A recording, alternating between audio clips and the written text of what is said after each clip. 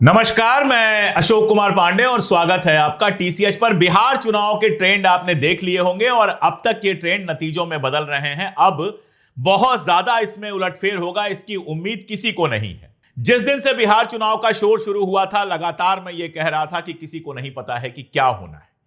लगातार मैं इशारा कर रहा था कि YouTube पर जो भाजपा विरोधी चैनल्स हैं, हमारे तरह के बहुत सारे चैनल्स हैं, वो जो डेटा दे रहे हैं, जो सर्वे कर रहे हैं, वो बेकार का सर्वे है। उसका कोई मतलब नहीं है, वो रिजल्ट के आसपास कहीं नहीं आने वाला है। मैंने ये भी बात कही थी कि जितने सारे आपके सामने एग्जिट पोल आए हैं, उनका कोई मतलब नहीं है। एग्जिट पोल कुछ नहीं है, ये सारे हवा में है, तुक्के हैं। कुछ सही साबित होंगे, कुछ गलत साबित होंगे। लेकिन जो सबसे बड़ी बात बहुत साफ दिखाई दे रही थी, वो दिखाई दे रही थी कांग्रेस और महागठबंधन जो पूरा है, तेजस्वी यादव और कांग्रेस मूलतः इसमें है और इसके अलावा कम्युनिस्ट पार्टियां हैं, उसकी गड़बड़ियां पहले दिन से दिखाई दे रही थी, जिस पर हमने बहुत डिटेल से बात की है। आप जरा सोचिए, राहुल गांधी की एक यात्रा होती है, जबरदस्त यात्रा होती है, समर्थन मिलता है और उसके तुरंत बाद एक खामोशी आ जाती है। गठबंधन आखिरी डेट तक फाइनल नहीं होता है। एक एक सीट पर दो दो उम्मीदवार दिखाई देते हैं। बातचीत कभी टूटती नजर आती है, कभी कोई लिस्ट जारी कर देता है, कभी कोई लिस्ट जारी कर देता है और कुल मिला जुलाकर बहुत साफ हो गया कि महागठबंधन के अंदर सब कुछ ठीक ठाक नहीं चल रहा था। यह लोकसभा चुनाव में भी हुआ था और लोकसभा चुनाव के नतीजे भी आप लोग बहुत अच्छी तरह से जानते हैं। अब हजार बातें की जाएंगी, कहा जाएगा कि 10-10 हजार रुपए जो दिए उसकी वजह से नीतीश कुमार जीत गए। भाई, जो सत्ता में होगा वो इस तरह की योजनाएं ले आएगा कि चुनाव जीते। हद से हद यही था कि चुनाव के बीच में जो 10,000 रुपए दिए गए, चुनाव आयोग अगर कांग्रेस की सरकार होती या आरजेडी की सरकार होती तो वो नहीं करने देता। लेकिन जीतने की कोशिश सब करते हैं, सब अपने अपने तरीके से करते हैं और आपको पहले से पता था कि इस तरह की कोशिश हो रही है। 55,000 करोड़ रुपए की पिछले 6-7 महीने में स्कीम्स लेकर आए थे नीतीश कुमार। तो ये तो आपको पहले से पता था। इसके मुकाबले के लिए आपने क्या तैयारी की थी? यही तैयारी थी कि आपस में लड़ रहे थे। यही तैयारी थी कि झारखंड मुक्ति मोर्चा, जिसने आरजेडी को बाकायदा सीट्स दी थी और इकलौता जो उम्मीदवार आरजेडी का जीता था उसको मंत्री बनाया था, आपने झारखंड मुक्ति मोर्चा को अंत तक लटकाए रखा और उसके बाद आपने उनको एक भी सीट देना सही नहीं समझा। यह तैयारी थी, यह महागठबंधन है। जेएमएम ने आपका विरोध नहीं किया, आपने उम्मीदवार नहीं खड़े किए, लेकिन कह दिया कि हम प्रचार नहीं करेंगे। आदिवासी इलाकों में इसका असर हुआ होगा। इसके अलावा भी क्या था? कभी भी ऐसा नहीं लगा कि महागठबंधन बहुत मिलजुल कर चुनाव लड़ रहा है। अपनी अपनी चिंताएं दिखाई दी, अपनी अपनी बातें दिखाई दी। कभी मुकेश साहनी नाराज तो कभी कोई नाराज। ऐसा नहीं है कि उधर दिक्कत कम थी, लेकिन उधर सत्ता है और सत्ता के पास होता है एक चुंबक जो सबको बांध के रखता है। सत्ता के पास फाइलें होती हैं, सत्ता के पास पैसा होता है और सत्ता के पास फिर से लौट के आने की उम्मीद होती है। और जब मैं सत्ता की बात कर रहा हूं तो सिर्फ बिहार की सत्ता की बात नहीं कर रहा हूं, केंद्रीय सत्ता की बात कर रहा हूं। लोगों को पता है कि यहां अगर चुनाव हार भी गए तो हो सकता है सेंटर में सेट कर दिया जाए, कोई मंत्रालय मिल जाए, कुछ और मिल जाए। और लोगों को यह भी पता है कि अगर धोखा दिया तो कोई फाइल खुल जाए और जेल के दरवाजे खुल जाएं, ईडी आ जाए, कुछ और हो जाए। इसलिए लोग तमाम परेशानियों के बावजूद चुपचाप बने रहते हैं और अपना अपना चुनाव लड़ते रहते हैं। लेकिन जब आपके पास सत्ता नहीं होती है तो इस तरह का कोई बंधन नहीं होता है। थोड़ी सी बात राजनीति पर करनी बहुत जरूरी होगी। राहुल गांधी एक नेता के रूप में सारी अच्छी बातें करते हैं, लेकिन समस्या संगठनकर्ता की है। अब कांग्रेस में उनको लंबा समय हो गया, कांग्रेस के अध्यक्ष भी रहे और आज भी कांग्रेस के अध्यक्ष भले खड़गे जी हों, लेकिन सब जानते हैं कि राहुल गांधी से पूछे बिना कोई निर्णय नहीं होता। राहुल गांधी ही तय करते हैं कौन अध्यक्ष बनेगा, कौन क्या बनेगा, कौन क्या बनेगा। और यहां तक कि मल्लिकार्जुन खड़गे भी गांधी परिवार और राहुल गांधी की ही पसंद थे। मल्लिकार्जुन खड़गे जी शानदार आदमी हैं, एक बार की मुलाकात है मेरी। बहुत प्यारे, बहुत भले आदमी हैं, लेकिन उनकी जरा उम्र देखिए। क्या इस उम्र में जब शारीरिक अक्षमताएं उनके साथ हैं, बीमारियां, परेशानियां उनके साथ हैं, तो कांग्रेस जैसी पार्टी के अध्यक्ष का पद संभालने के लिए वो सबसे उचित व्यक्ति हैं? इस बात पर जरा आप सोचिएगा। उनसे निजी किसी को कोई दिक्कत नहीं है। दलित हैं, जीवन भर संघर्ष किया है, कांग्रेस में रहे हैं और हर तरह से भले आदमी हैं। लेकिन क्या अध्यक्ष होने के लिए जो डायनामिक होने की जरूरत है, भागने दौड़ने, लगातार लोगों के टच में रहने, फोन करने और बाकी सब की जरूरत है। क्या खड़गे साहब उसको पूरा करते हैं? मुझे नहीं लगता कि खड़गे साहब इस समय जब कांग्रेस विपक्ष में है तो कांग्रेस के अध्यक्ष पद की जिम्मेदारियां कायदे से निभा सकते हैं। इसलिए नहीं कि उनके व्यक्तित्व में कोई दिक्कत है, इसलिए कि वो जिस उम्र में है उस उम्र में इतना सारा तनाव लेना, इतनी सारी चीजें करना संभव नहीं होता। और जो टीम उनकी है वो ये सब करती हुई उस ऊर्जा से नजर नहीं आती जिस ऊर्जा से कांग्रेस को काम करने की जरूरत है। नंबर 1। नंबर 2, राहुल गांधी, आज जानते हैं आप जवाहरलाल नेहरू का जन्मदिन भी है। मैं तो सुबह से लगातार उसी पर लिख रहा हूं, वही मेरे लिए ज्यादा महत्वपूर्ण था। मैंने यूट्यूब पे पोस्ट भी डाली थी, आप लोगों ने देखी होगी। जवाहरलाल नेहरू की राजनीति करनी है या फिर राम मनोहर लोहिया की राजनीति करनी है, यह बात समझना राहुल गांधी के लिए मुझे लगता है मुश्किल हो रहा है। कभी वो नेहरू के रास्ते पर चलते दिखते हैं, कम दिखते हैं, ज्यादा वो लोहिया के रास्ते पर चलते दिखते हैं। लोहिया के रास्ते पर चलने के लिए कांग्रेस पार्टी के पास संरचना नहीं है। कांग्रेस पार्टी लोहिया के रास्ते पर नहीं चल सकती है, यह बात बिल्कुल साफ है। तो कांग्रेस कुल मिलाजुलाकर इस समय किस तरह की राजनीति करेगी यह तो वही तय करेगी। लेकिन बिहार चुनाव दो बातें बहुत क्लियर करते हैं। पहली बात तो यह कि आपका सामाजिक आधार नहीं है, और दूसरी बात यह कि संगठन बनाने की जो जरूरत है वो पूरी नहीं हो रही है। मैं नहीं जानता कृष्णा अल्लावरू ने कैसा काम किया, कुछ लोग तारीफ करते हैं, कुछ लोग बुराई करते हैं।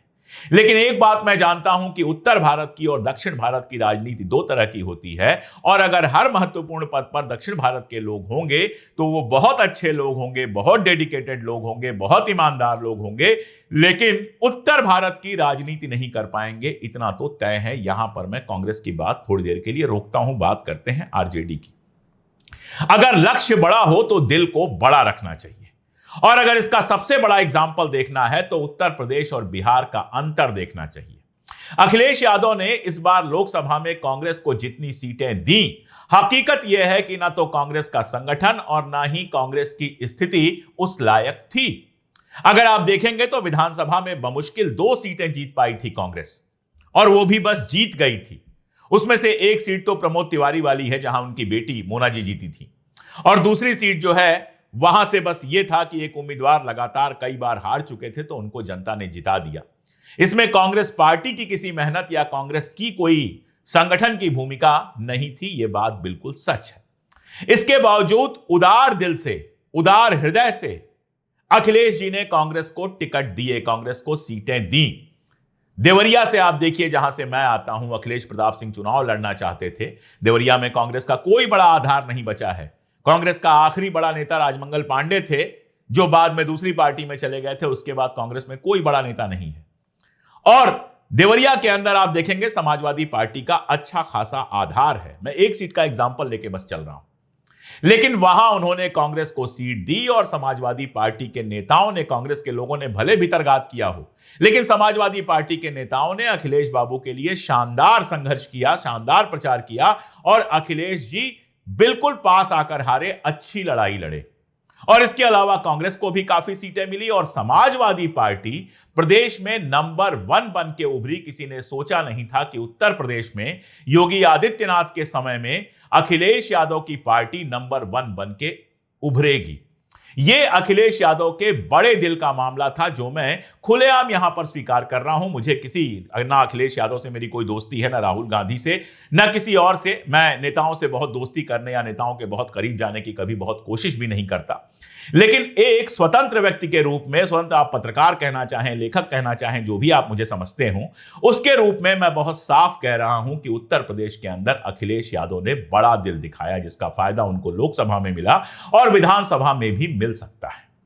लेकिन इसके उलट आप देखिए, बिहार के अंदर इस तरह का बड़ा दिल देखने को नहीं मिला। पप्पू यादव कांग्रेस में सीधे नहीं है, लेकिन किसी कांग्रेसी से ज्यादा कांग्रेसी की तरह बिहेव करते हैं। अंदर की कहानी क्या है जाने दीजिए। लेकिन लगातार यह दिखा कि पप्पू यादव और तेजस्वी के बीच में एक तनाव जैसी स्थिति है। भले पप्पू यादव ने कई बार तेजस्वी की तारीफ की। पप्पू यादव जब लोकसभा का चुनाव लड़ रहे थे, तेजस्वी यादव ने वहां पर अपना कैंडिडेट खड़ा कराया और बयान दिया बाकायदा कि किसी को भी वोट दो, पप्पू यादव को वोट मत देना। नतीजा क्या हुआ? पप्पू यादव तो चुनाव जीते, लेकिन वहां पर बिना मतलब तेजस्वी यादव का जो है कैंडिडेट हारा भी, और एक अजीब से तनाव की स्थिति पैदा हुई। आरजेडी का कैसा प्रदर्शन रहा लोकसभा में और बाकी पार्टियों का कैसा रहा वो बताने की जरूरत नहीं है, वो आप जानते हैं। इस बार भी टिकट वितरण को लेकर, सीटों को लेकर इसी तरह का तनाव दिखाई दिया। बड़ा दिल दिखाकर पहले ही बैठकर दोनों को, तीनों चारों जो पार्टियां थी उनको सहमति बना लेनी थी, लेकिन वो सहमति कहीं बनती दिखाई नहीं दी। आखिरी टाइम तक दो कैंडिडेट दिखाई दिए, कभी कोई बयान आ रहा है, कभी कोई बयान आ रहा है। अल्लाह वरू के साथ कहीं बदतमीजी हो गई, कहीं कुछ हो गया, कहीं कुछ हो गया। जनता में आप मैसेज क्या दे रहे हैं ये देखिए, नंबर 1। नंबर 2, आरजेडी इतने लंबे समय में अपना आधार बड़ा नहीं कर पाई है। उसका वोट बैंक है और जबरदस्त वोट बैंक है, और उसी वोट बैंक के चलते उसका वोट परसेंटेज कोई कम नहीं हुआ है, बढ़ा है। लेकिन इस वोट बैंक के बाहर जो व्यापक समाज है, उस व्यापक समाज को किसी तरह से जोड़ने में बहुत कामयाब नहीं हुई है राष्ट्रीय जनता दल। इस पर उनको फिर से सोचना होगा अगर लंबी राजनीति करनी है। लालू जी का समय बीते 20 साल हो गया और लालू जी की राजनीति सारी जिंदगी नहीं चलेगी। समय बदलता है तो आपको अपनी राजनीति भी बदलनी होती है, अपने पार्टनर्स भी नए बनाने होते हैं, अपने नए सामाजिक आधार को ढूंढने होते हैं और नए सामाजिक वर्गों से लोगों को नेतृत्व में लाना होता है ताकि उन्हें भरोसा हो कि वो आपका हिस्सा है। अगर किसी एक जाति या किसी एक धर्म की पार्टी बनी रहेगी तो उसका नुकसान यह होगा कि बाकी सब आपके कैंडिडेट्स पर ध्यान नहीं देंगे, और ऐसे में वोट परसेंटेज आपका कितना अच्छा हो लेकिन चुनाव जीतना आपके लिए बहुत मुश्किल हो जाएगा। यह एक बड़ी समस्या है आरजेडी की, जिससे आरजेडी बाहर निकलती हुई नजर नहीं आ रही है। दूसरी बात आप देखिए, परिवार के अंदर का व्यर्थ का विवाद। हालत यह है कि तेज प्रताप यादव जो हैं वो अपने यहां तीसरे नंबर पे चल रहे हैं। तेजस्वी भी जो हैं, जब मैं ये वीडियो बना रहा हूं तो थोड़े से वोटों से पीछे चल रहे हैं, वो भी राघवगढ़ जैसी विधानसभा से जो उनकी पारिवारिक विधानसभा रही है, वहां से अगर शुरू से वो आगे नहीं चल रहे हैं तो ये अपने आप में थोड़ा आश्चर्यजनक है। भले 100-150 वोटों से पीछे चल रहे हैं, लेकिन ये थोड़ा सा शर्मनाक है। परिवार के अंदर ये जो कलह हुई, जिस तरह से वो कलह सड़क पर आई, उसके बाद वीडियोज आए, बाकी सारा कुछ आया, उसने भी अपने तरीके से नुकसान तो पहुंचाया होगा। इस पर भी पार्टी को सोचना चाहिए था। दो भाई थे, आपस में बैठकर बात कर सकते थे, खासतौर पे तब जब ये बेहद महत्वपूर्ण चुनाव था आरजेडी के लिए। अगली बार देश के हालात क्या होंगे, बिहार के हालात क्या होंगे, ये अभी से तय कर पाना लगभग असंभव है। बाकी आप देखिए, बहुत साफ दिखाई दे रहा है कि बीजेपी इस बार नंबर 1 पार्टी हो सकती है और आरजेडी जो पिछली बार नंबर 1 पार्टी थी वो नंबर 3 पार्टी हो सकती है।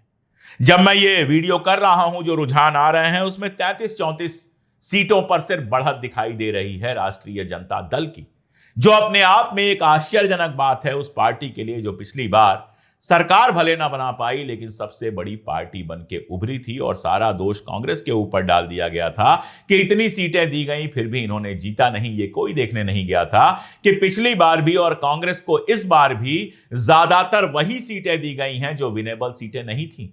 जिन सीटों पर हार तय थी वही सीटें उठाकर कांग्रेस को दी गई हैं। भले संख्या बड़ी दिखाई दे रही है तो बहुत क्लियर है कि ज्यादा सीटों पर कांग्रेस के जीतने की उम्मीद नहीं थी। प्रशांत किशोर जी की तो बात ही छोड़ दीजिए, उनको तो अब हिमालय पर चला जाना चाहिए। उन्होंने कहा था कि 34 या 35 कुछ सीट कही थी उन्होंने कि इससे ज्यादा अगर जनता दल यूनाइटेड की आएगी तो मैं संन्यास ले लूंगा, तो अब उनको संन्यास ले लेना चाहिए। लेकिन मुझे लगता है उन्होंने अपना काम कर दिया है। उनका काम था भारतीय जनता पार्टी को नंबर 1 पे पहुंचाना। जिस तरह का कैंडिडेट सिलेक्शन था उसको देख के कोई भी समझ सकता था और उन्होंने अपना काम बखूबी कर दिया है। बात ओवैसी की भी करनी पड़ेगी। जब ओवैसी को गठबंधन में लेने की बात थी और उसका लगातार विरोध हो रहा था तो मैंने एक बात कही थी कि बैठकर सोचना चाहिए, ओवैसी को गठबंधन में लेने में कम से कम मेरे हिसाब से कहीं कोई समस्या नहीं है। गठबंधन में आते तो उनकी भी अपनी जिम्मेदारियां बढ़ती।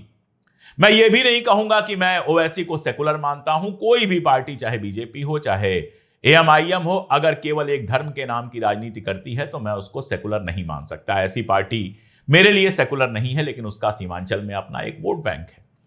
उसके साथ एक बात और देखिए कि ओवैसी के समर्थक जो हैं वो मुसलमान केवल दरी बिछाएंगे और ये करेंगे वो करेंगे, ये सारा कुछ लगातार कर रहे थे।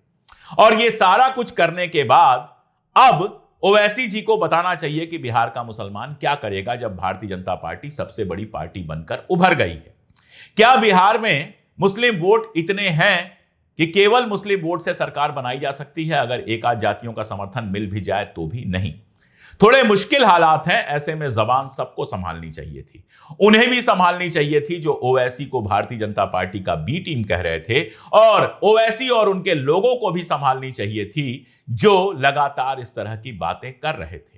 अगर आप वाकई खुद को सेकुलर क्लेम करते हैं और आपके सामने कोई बड़ा सपना है, कोई बड़ा लक्ष्य है, तो उस बड़े लक्ष्य के लिए कभी एक कदम आगे बढ़ाना पड़ता है तो कभी दो कदम पीछे खींचना पड़ता है। और यह बात मैं सिर्फ ओवैसी से नहीं कह रहा हूं, यह बात मैं कांग्रेस से भी कह रहा हूं, यह बात मैं आरजेडी से भी कह रहा हूं, यह बात मैं सभी पार्टियों से कर रहा हूं। और सच्चाई यह है, और यह कहने में मुझे कोई दिक्कत नहीं है, कि विपक्ष ने केवल इस चुनावी हार से नहीं, अपने पूरे रवैये से बहुत ज्यादा निराश किया है। चुनाव आयोग की बात तो होगी ही, लगातार हम लोग करते ही रहे हैं। वोट चोरी की बात होती रही है, एसआईआर में जो घपले हुए हैं उनकी बात होती रही है, लेकिन यह सब तो था आपके सामने। इन सब के होते हुए चुनाव लड़ना था, और जिस तरह से आपने चुनाव लड़ा है, हमारे जैसे लोग बहुत कायदे से इस बात को समझ रहे थे कि जीत की उम्मीद बिल्कुल नहीं है।